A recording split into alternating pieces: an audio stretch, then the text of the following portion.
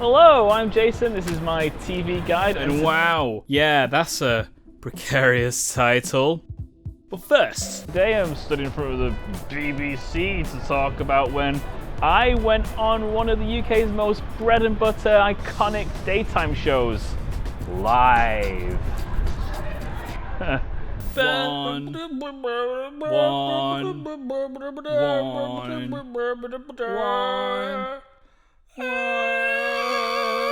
The One Show is a daily magazine show with a light tone and fluffy feel. It features inane segments about animals or housing. See Morris's house again there. This is what they turned it into. Now, if that's progress, I'm a banana. Well, it's very sad. It's very sad. But Or whatever family-friendly piddle they peddle to fill an afternoon weekday 7 p.m. slot on BBC One. It's naff, mind-numbingly dry, and incredibly awkward. There's a good reason the latest Alan Partridge series brutally dismantled the format so effortlessly. That's supposed to be a alarm.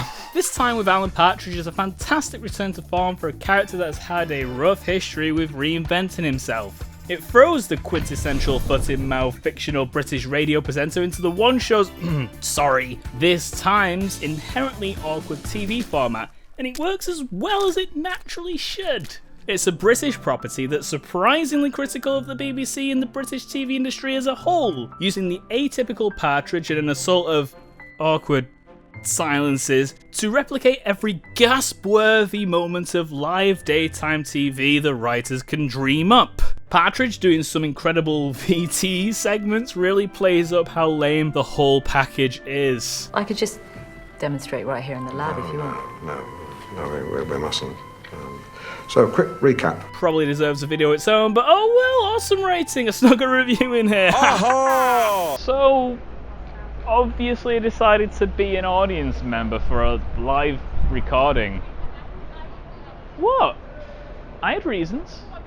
Like most shows of this nature, it also doubles as a primetime slot for celebrities forced to do worldwide press junkets to promote whatever they're selling to an incredibly old demographic. Many shiny bottoms have graced the One Show's uncomfortable couch, but the one my flatmate Ben and I managed to get in for had Charlie Brooker and Will Porter there to promote Black Mirror Bandersnatch. It's also probably a hard sell promoting an interactive online TV show to a bunch of old fogies, but hey. Got a question, but we do have to be quick. Jason Allen, director vision mix extraordinaire of the network. He's misspelled extraordinaire, though. Sorry. Extraordinaire. Oh, what a... I feel like a real prick. No, he's the prick.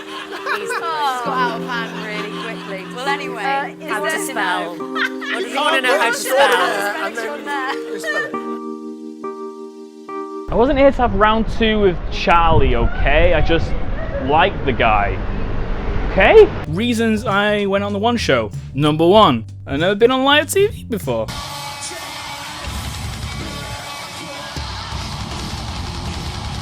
Number 2, I get to make a TV related video about it on the internet. Number 3, I like Charlie Brooker. As a man who's worked on the fringes of media and journalism, much of Brooker's work focuses on mocking and critiquing the absurd falsitivity of what was shown on the silver screen. So seeing him deal with the most Alan Partridge-y of formats is something I couldn't miss. Not stalking him. Suppose you're wondering what the experience was like.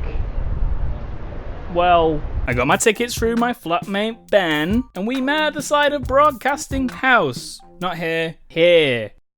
More specifically around the side. Anyway, we were ushered into a waiting room overlooking the BBC newsroom, which was pretty cool in of itself, to be honest. There was a bunch of people there mingling around a bunch of pizza, so obviously Ben and I wandered over, puzzled about whether it could be for us. I took a slice and immediately found out it was not for us, as the group of BBC employees behind us started giggling and we only just noticed this area was cordoned off from the rest.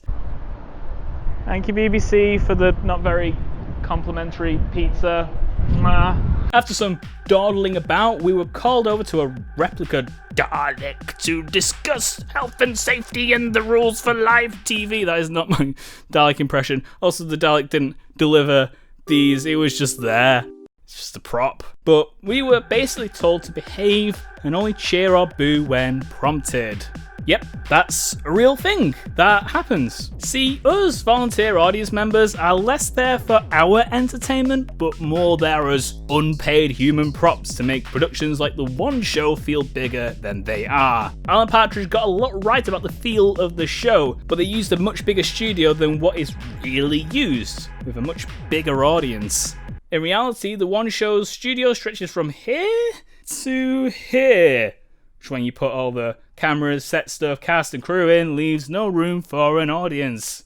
Or does it? I should mention our group was about 20 people strong, which is not that many at all. We were huddled into a corner to smile and stand like sardines taking a group photo, all to fill the frame for the show's intro. This is the only time the audience is seen, by the way, so take a good look at my beautiful face. I was on TV! But we do get asked a couple of awkward fluff questions. Big choices for you today. Yeah, so I gave up fizzy drinks. Yeah, good one. What time to leave the house today to get here? Well, you're here. I'm here. I made the right choice. The rest of it was just nervously standing slightly offset watching the presenters Alex Jones, not that one, and Matt Baker interviewing their guests or introducing each VT via teleprompter. None of us watch those things, by the way, as it's a welcome break from being on live television. During those breaks, I swear I heard Matt Baker ask Brooker how his wife Connie Hook was, who, if you don't know, was Baker's former colleague on Blue Peter. That was really sweet. No, unfortunately I didn't get to talk to Brooker or Porter, but maybe Brooker recognised me from across the room. Probably not. It's not stalking him. Brooker had a couple of comments about the format. Sorry, Mike. What do you do with the film about dolphins? You just toss it on a bonfire? Put it on the shelf. We'll just put it on there until we've got someone who is a love of dolphins, and then we'll pull it out then. For the most part, though, Brooker was well behaved, probably because he's a professional there to do a job and doesn't want to ruin any of the crew's day like a dickhead. I also get the impression, especially with him stepping away from Screen Wipe and how tame his recent Black Mirror outings have been, that he doesn't really want to tear down TV and the world of media like he used to. Taking on The One Show will probably be punching down for him anyway. This is just one example which highlights how bizarre this show really is. It just carelessly segues between drastically different fluff topics and celebrity interviews with a facade that refuses to have any self-awareness. Thank you so much. Yeah, it's been a pleasure. Really lovely to come on. Wonderful, Really wonderful nice. evening. Just very quickly, how on earth do you sleep at night? I've always been able to sleep okay, actually. Oh, yeah. Since A-list celebrities are forced to stay throughout the whole hour of dry, nutty nonsense, feels like the equivalent of Madonna being forced to look at a regular old person's stamp collection. Even when their guests, live on air, can't believe the circus before them. Hoping to find out more about her long-lost father. What a crazy show. I know. Right, this is kind of like the sponsors break. They have to do something serious, and they'll be back to the frivolity of us shortly. The show barrels on, making for some rare and beautiful moments of live television you honestly couldn't get anywhere else. Whisper, look at him. Oh, she? Never know. Or a she. Isn't it a bitch? So if you have any pictures of your animals bombing photos, then please send them in. Please send them in, because of 18 minutes to kill. Have a DVD out. Because the aim of The One Show is to serve everyone in the UK. But they do it with an upbeat, optimistic tone, which inevitably comes off as forced and false. I get it though. When most of your funding comes from an obligatory fee you charge an entire nation, question, how do we serve the diverse millions who give us money, will dominate all your commissioner meetings. The One Show was probably pitched as a joke attempt to appeal to as many demographics as they could all at once on the cheap. And yet still they found success and stayed on the air for over a decade. At the end, Brooker and Porter left briskly, we got a group photo with the presenters and we were out. Cool. Filled a weekday evening and was an interesting look into a show I care nothing about. Can't complain. Okay, so The One Show's a bit shit, but it's nothing I can get annoyed at. It's not exactly trying to be high art. Don't ask me to review all bazillion episodes of the show. No. So my first video back for a while and I review the bloody One Show. I know it's not why you clicked, but you know, it's an interesting little niche part of TV, I suppose. Not stalking him.